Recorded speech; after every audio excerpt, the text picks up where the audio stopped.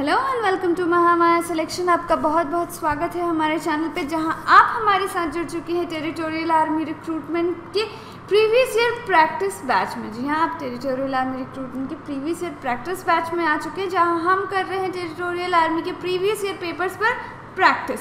और आज हम आपके लिए लेकर आए हैं एलिमेंट्री मैथमेटिक्स का सेक्शन, जहां हम करने वाले हैं टेरिटोरियल आर्मी रिक्रूटमेंट 2021 के लिए जो प्रीवियस ईयर पेपर था, जुलाई 2017 का जो पेपर था, उसमें मैथ्स के जो भी क्वेश्चंस आए थे वो हम आज के वीडियो में सॉल्व करने वाले हैं। तो चलिए शुरू करते हैं आज के सेशन को। जो भी क्वेश्चंस आप हमारी स्क्रीन पर देख रहे हैं, ये टेरिटोरियल आर्मी रिक्रूटमेंट एग्ज़ाम 2017 के जुलाई में पूछा जा चुका है। तो ये सारे जो है प्रीवियस ईयर क्वेश्चंस हैं और बिल्कुल इसी तरह के क्वेश्चंस जो हैं वो इस साल के रिक्रूटमेंट टेस्ट में भी आने वाले हैं एलिमेंट्री मैथमेटिक्स के सेक्शन में। सो इसकी प्रैक्टिस हमें क्या करने वाली है, हमारे स्कोर को बहुत इम्प्रूव करने वाली है। तो चलिए शुरू करते हैं, देखते हैं फर्स्ट क्वेश्चन क्या है। जो फर्स्ट क्वेश्चन पूछा गया था जुलाई 2017 के रिक्रूटमेंट एग्ज़ाम में, वो ये था कि ये क्वेश्चन जो है ये टाइम एंड वर्क का है। ठीक है, a mason can build a tank in 12 hour. एक मिस्त्री जो है वो, एक मजदूर जो है वो एक टैंक को 12 घंटों में बना सकता है। After working for 6 hours he took the help of a boy and finished the work in another 5 hours. तो शुरू में उसने क्या किया, 6 घंटे उसने काम किया। ठीक है, उसने 6 घंटे काम किया और उसके बाद उसने बॉय की मदद से, एक लड़के की मदद से पूरा काम 5 घंटे में ख़त्म किया। The time that the boy will take alone to complete the work is. तो हमें ये बताना है कि जो लड़का है जिसने हेल्प की थी, वो अकेले इस काम को कितने वक्त में कर सकता है। चलिए इसको सॉल्व करते हैं। टाइम एंड वर्क का काफ़ी बेसिक क्वेश्चन है, बहुत ज़्यादा हाई लेवल क्वेश्चन नहीं है ये। सबसे पहले तो कि मैशन को ये काम करने में, मज़दूर को ये काम करने में कितना वक्त लग रहा है, 12 घंटे। ठीक है, तो इसका मैशन 1 आवर वर्क, 1 घंटे में वो कितना काम करेगा, 1 घंटे में वो 1/12 काम करेगा। ठीक है, अब इसने कितने देर काम किया है, इसने 6 आवर्स काम किया है। तो 6 घंटे में वो कितना काम करेगा, 6 घंटे में वो, देखिए पूरा काम करने में 12 घंटे लग रहे हैं और आधा उसने कितने देर किया, 6 घंटे। तो काम कितना पूरा होगा, आधा काम, यानी कि 1/2 काम जो होगा इसने अकेले 6 घंटे में कर लिया है। जितना भी काम था उसका आधा हिस्सा इसने 6 घंटे में अकेले कर लिया। तो अब काम बचा कितना, रिमेनिंग वर्क, हमारे पास रिमेनिंग वर्क हो गया हाफ। आधा तो इसने कर लिया है ऑलरेडी और काम बच गया हाफ। अब इस काम को मैशन और वो लड़का जो था, वो बॉय, दोनों मिलकर करते हैं। ठीक है, कितने देर में, 5 घंटे में दोनों मिलकर करते हैं। अब दोनों मिलकर 5 घंटे में, ये मैशन प्लस बॉय मिलकर आधे काम को 5 घंटे में करते हैं। ठीक है, ये दोनों मिलकर आधे काम को 5 घंटे में करते हैं। तो पूरे काम को दोनों मिलकर कितने देर में करेंगे, 10 घंटे में करेंगे। ठीक है, तो ये रहा 1/, इससे आप फॉर्मूले से भी बना सकते हैं इसे, 1/m + 1/b कितना, 1/10। ठीक है, यहाँ पे हमने क्या निकाला कि मैशन और जो बॉय है वो मिलकर आधे काम को 5 घंटे में करते हैं। तो मिलकर पूरे काम को कितने घंटे में करेंगे, 10 घंटे में करेंगे। ये आ गया हमारे पास यहाँ पे फॉर्मूले के फॉर्म में। अब इसको आप सॉल्व कर ले तो बॉय का जो टाइम है, यहाँ 1/m की जगह हम क्या रखेंगे, 1/12 + 1/b और ये रहा 1/10। ठीक है, इसको आप सॉल्व कर ले। b का जो आंसर आएगा यहाँ पे हमारे पास ये आएगा 60। ये 1/b जो है हमारे पास 1/60 होगा, यानी कि b को समय कितना लगता है, 60 आवर्स। b अकेले इस काम को 60 घंटे में कर सकता है। तो हमारा आंसर क्या हो जाएगा, ऑप्शन सी हमारा करेक्ट आंसर हो जाएगा। चलिए आगे बढ़ते हैं अगले क्वेश्चन पे। नेक्स्ट क्वेश्चन जो हमारे पास है, ये भी अगेन इसी तरह का सवाल है। क्वेश्चन है, in an army camp ration is available for 100 soldiers for 10 days. After 2 days 60 soldiers join, then for how many days will the remaining ration last? एक आर्मी कैंप है जिसमें 100 सोल्जर्स के लिए 10 दिनों का राशन है। ठीक है, 2 दिन के बाद क्या होता है कि 60 और नए सोल्जर्स ज्वाइन हो जाते हैं। तो फिर हमें ये बताना है कि जो राशन है वो आगे कितने दिनों तक चलेगा। ठीक है, इसको आप विदाउट पेन पेपर भी कर सकते हैं। चलिए मैं आपको बताती हूँ कैसे करेंगे। सबसे पहले यहाँ पे कितने सोल्जर्स हैं, 100 सोल्जर्स हैं और 10 डेज। ठीक है, तो ये कितना खाएंगे 100 सोल्जर्स इंटू 10 डेज, तो इनका टोटल राशन कितना हो गया 1000। ठीक है, अब क्या होता है कि 2 दिन तक तो ये 100 सोल्जर्स खाते हैं ना, 2 दिन तक तो इन लोगों ने खाना खाया है। ये 100 सोल्जर्स जो हैं ये 2 दिनों तक तो यहाँ खाना खाते हैं, तो 100 सोल्जर्स ने 2 दिनों तक खाना खाया। ठीक है, तो यहाँ पे हमारे पास 200 हो गया। अब राशन बचा कितना, अब राशन हमारे पास बच गया 800। अब ये 800 जो राशन है इसी में से सारे लोग खाएंगे। सारे लोग कितने लोग, तो 100 लोग तो पहले से 100 सोल्जर्स जो पहले के थे वो, और प्लस नए 60 वाले, यानी कि टोटल 160 लोग इस राशन को खाएंगे। तो फिर टोटल राशन हमारे पास इतना है, नंबर ऑफ सोल्जर्स हमारे पास इतना है, तो डेज हमारे पास ये कितना होगा, ये होगा 800/160, यानी कि ये और हमारे पास ये 5 दिन चलेगा। ठीक है, तो ये बन गया हमारे पास ये क्वेश्चन, और आंसर होगा ऑप्शन सी 5 डेज। इसको आप बिना पेन पेपर यूज़ किए हुए भी कर सकते हैं, बिल्कुल इजी था ये क्वेश्चन। चलिए आगे बढ़ते हैं, देखते हैं अगला क्वेश्चन क्या है।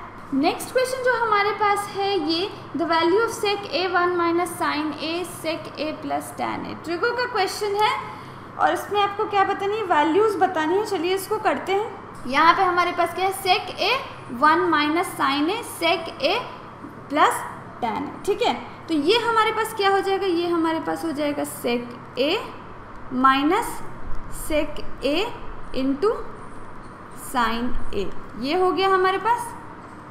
और इस तरफ क्या है, इस तरफ हमारे पास तो already sec A plus tan A। ठीक है, अब आगे इसको हम क्या करने वाले हैं कि इस सेक A इंटू साइन A को हम इस तरीके से भी लिख सकते हैं, sec A minus sine A by cos A। ठीक है, ये सेक A जो है ये क्या होता है 1/cos A भी होता है, तो इस तरीके से हम इसे लिख सकते हैं। और इधर अगेन हमारे पास क्या हो गया, सेक A प्लस tan A।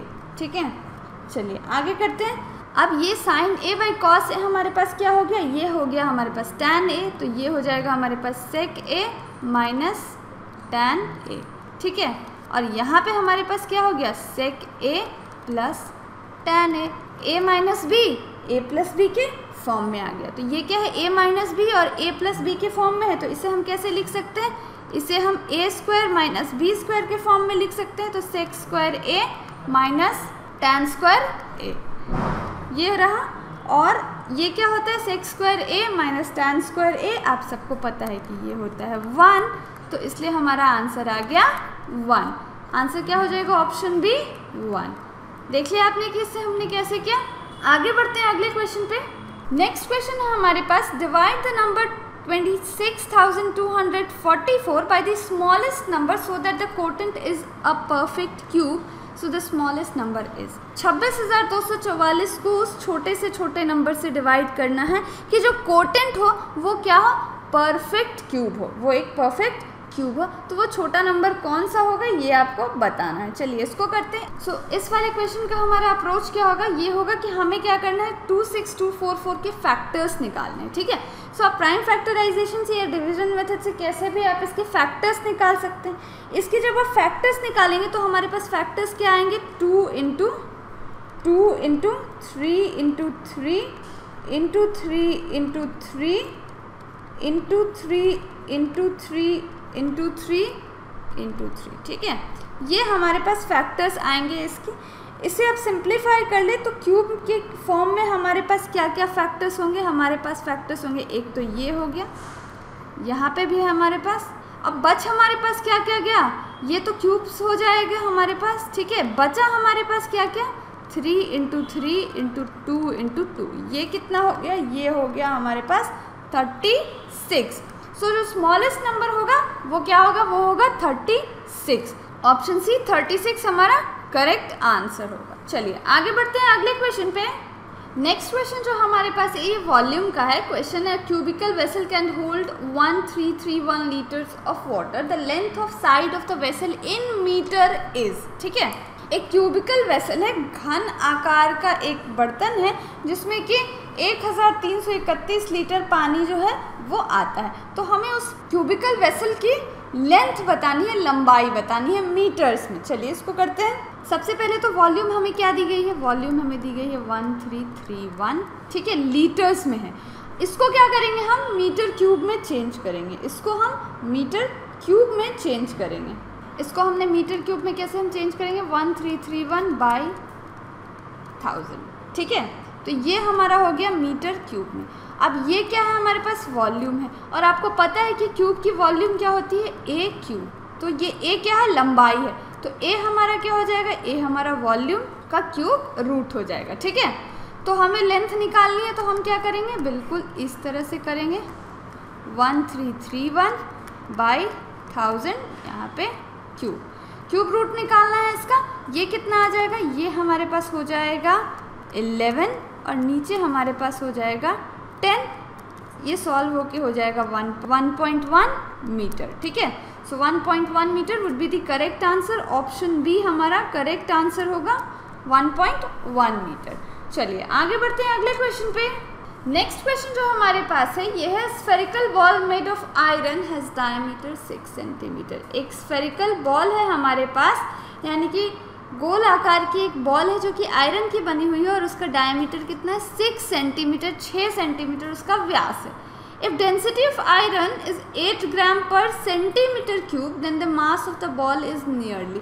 अगर उस आयरन का घनत्व जो है वो 8 ग्राम पर सेंटीमीटर क्यूब है, तो बॉल का मास यानी कि वजन कितना होगा, ये आपको बताना है। चलिए इस क्वेश्चन को करते हैं। सबसे पहले तो हम क्या निकालेंगे, मास।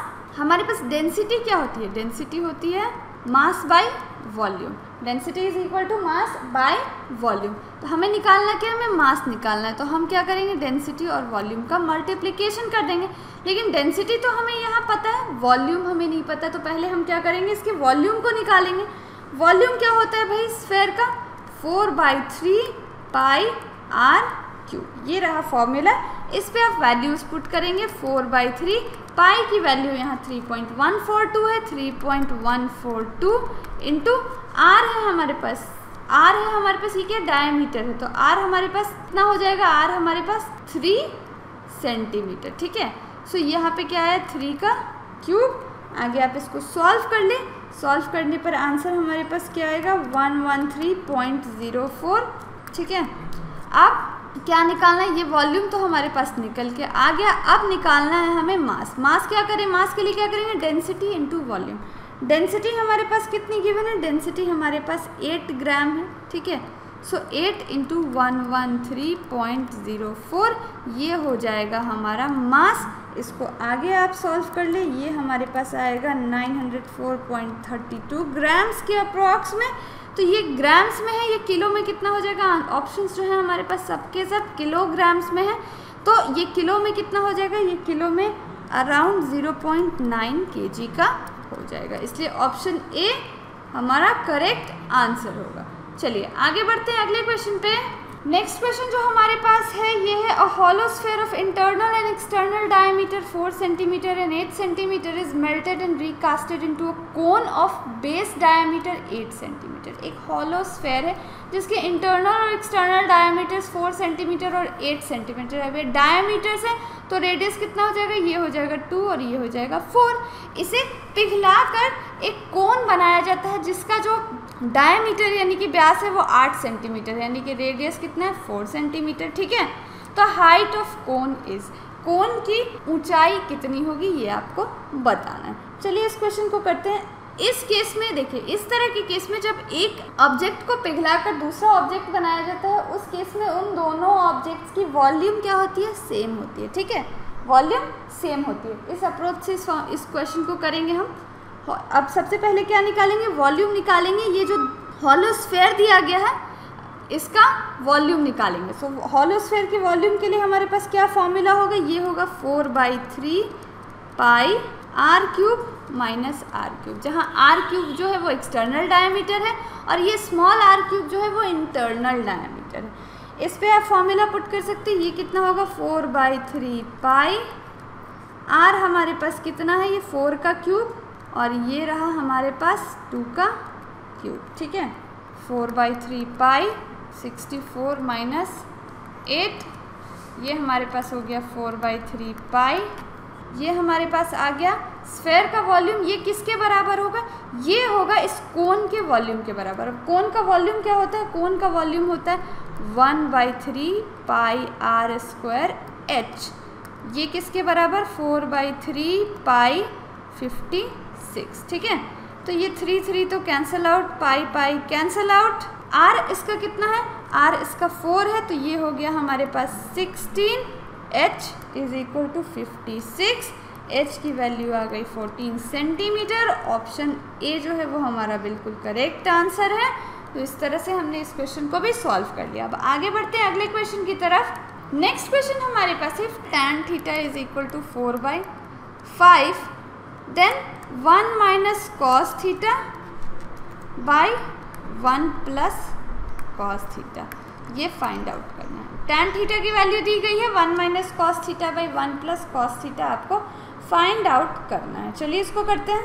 सबसे पहले तो एक ट्रायंगल बनाते हैं ताकि आपको अच्छे से समझ में आए। ये देखिए, ये रहा हमारे पास ट्रायंगल, ये रहा थीटा, ठीक है। अब tan थीटा है तो tan थीटा हमारे पास क्या होगा, ये होगा 4p/h। तो यहाँ पे हमारे पास क्या है, tan थीटा क्या होता है p/b, ये रहा p, ये रहा b और ये रहा h। सो tan थीटा 4/5, ठीक है। अब h हम निकालेंगे, ये आप √4² + 5² से आप h निकाल सकते हैं, ठीक है। तो इस तरह से हमारे पास ये हमारे पास h आ जाएगा। और जब ये h आ जाए तो हमारे पास cos थीटा के लिए क्या फॉर्मूला होता है, cos थीटा के लिए क्या फॉर्मूला होता है, cos थीटा के लिए फॉर्मूला हमारे पास होता है b/h, यानी कि बेस और h, ठीक है। तो आप क्या करेंगे, 1 माइनस कॉस थीटा की, cos थीटा की जगह पे b/h और यहाँ पे cos थीटा की जगह b/h का फॉर्मूला पुट करेंगे, h से यहाँ की वैल्यू निकालेंगे और फिर देखेंगे कि आंसर क्या आएगा। आंसर इसका आएगा option D 1/4। Option D would be the correct answer, ठीक है। चलिए आगे बढ़ते हैं अगले क्वेश्चन पे। नेक्स्ट क्वेश्चन हमारे पास है toy is in shape of a hemisphere surmounted by a cone, ठीक है। एक खिलौना है हमारे पास, वो इस तरीके का है। ये हमारे पास रहा कोन, ठीक है, ये हमारे पास रहा कोन, ये कोन है और ये है किस पे, ये एक हेमीस्फेयर पे, इस तरह का एक खिलौना है। If radius of base of the cone is 3 centimetre, ठीक है, ये रहा बिल्कुल हमारे पास। ये रेडियस हमारे पास कितना गिवन है, 3 सेंटीमीटर है। ये हाइट हमारे पास कितना है, 4 सेंटीमीटर गिवन है, ठीक है। Total surface area of the toy is, तो फिर टॉय का टोटल सरफेस एरिया निकालिए। यहाँ आप देख सकते हैं कि 2 खिलौने, ठीक है। तो इसका कर्व्ड सरफेस एरिया और एक इसका कर्व्ड सरफेस एरिया, ये क्या होगा, ये होगा टोटल सरफेस एरिया। तो सबसे पहले यहाँ पे क्या है, ये हमारे पास r है, ये हमारे पास h है। अब इसके लिए कोन के सरफेस एरिया का फॉर्मूला क्या होता है, वो होता है πr/l। तो L निकालेंगे, L कैसे निकालेंगे, ये होता है हमारा L, ये है L। अब L पाइथागोरस के फॉर्मूले से हम निकाल सकते हैं, 4² + 3² is equal to L। L आ जाएगा हमारे पास 5 सेंटीमीटर, ठीक है। L हमारे पास होगा 5 सेंटीमीटर। तो ये हमारे पास कितना होगा, ये होगा पाई × 5 पाई × 3 × 5, यानी कि ये हो गया हमारे पास 15 पाई सेंटीमीटर स्क्वायर। अब इसका हम सरफेस एरिया निकालेंगे। इसका सरफेस एरिया, हेमीस्फेयर का सरफेस एरिया, वो हम कैसे निकालते हैं, 2πr²।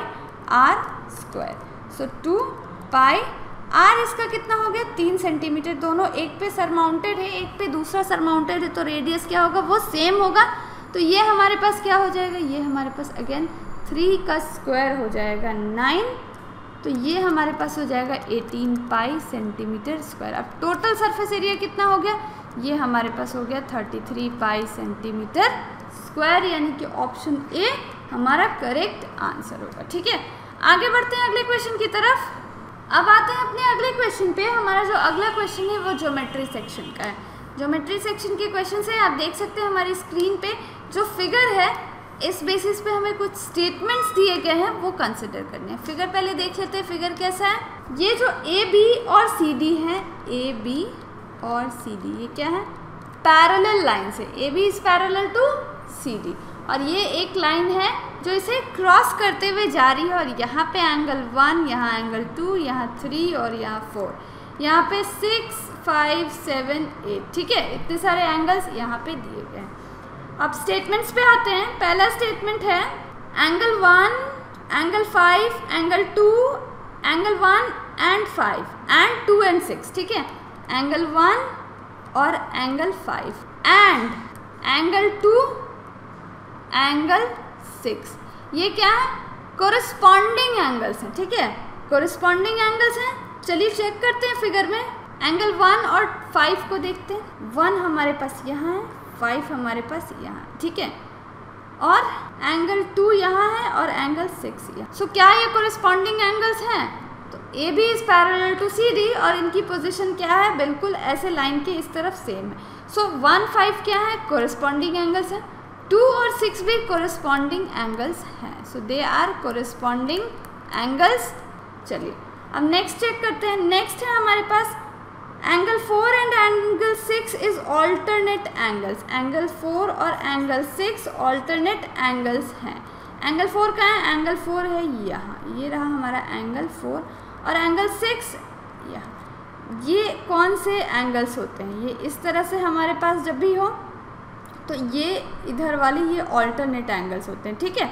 फिर इस तरह वाले फिगर में भी ये वाला एंगल और ये वाला एंगल, तो पैरेलल लाइंस हैं ये, तो ये वाला एंगल और ये वाले एंगल्स, ये क्या होते हैं? ऑल्टरनेट एंगल्स होते हैं, ठीक है। ठीक उसी तरह से ये वाले एंगल्स और ये वाले एंगल्स ऑल्टरनेट एंगल्स होते हैं, ये और ये, ठीक है। तो एंगल 4 और एंगल 6 क्या है? वो ऑल्टरनेट एंगल्स है, तो इसलिए हमारा ऑप्शन 2 और ऑप्शन 1 दोनों अभी करेक्ट है। चलिए एक और स्टेटमेंट है, उसको चेक कर लेते हैं। स्टेटमेंट है हमारे पास angle 1, 2 and 8 and 7 are exterior angles. Angle 1, angle 2 and angle 8, angle 7. 1, 2 को चेक करें। 1, 2, 8, 7, ये क्या है? एक्सटीरियर एंगल्स है। एक्सटीरियर यानी कि बाह्य कोण है, ठीक है। तो इसके अंदर ये कौन से आ रहा है? 4, 3 और 5, 6, ये कैसे हैं? ये इंटीरियर एंगल्स हैं, ठीक है। लेकिन 1, 2 ये बाहर की तरफ है, तो इसलिए क्या है? एक्सटीरियर एंगल से, तो इसलिए ऑप्शन जो 3 है ये भी हमारा बिल्कुल करेक्ट आ रहा है। चलिए एक बार ऑप्शंस को देख लेते हैं। ऑप्शंस जो हमारे पास है 1 and 2, 2 and 3, 1 and 3, 1, 2 and 3, तो ऑप्शंस हमारे पास करेक्ट क्या आए थे? हमारे तीनों के तीनों करेक्ट आए हैं, इसलिए option D 1, 2 and 3 all are correct. Option D हमारा सही आंसर होगा। So this is all for this video. Hope कि आपको ये वीडियो अच्छी लगी होगी और आपने इस पर प्रैक्टिस भी किया होगा। ऐसे ही और सारे वीडियोस देखते रहने के लिए महामाया सिलेक्शन को सब्सक्राइब ज़रूर करें और इस वीडियो को लाइक और शेयर करें, ताकि हम आपके लिए ऐसे ही वीडियोस लेते आएँ और आपकी प्रैक्टिस जारी रहे। मिलते हैं आपसे अगले वीडियो में। Till then keep working hard and keep practising. Thank you for watching the video.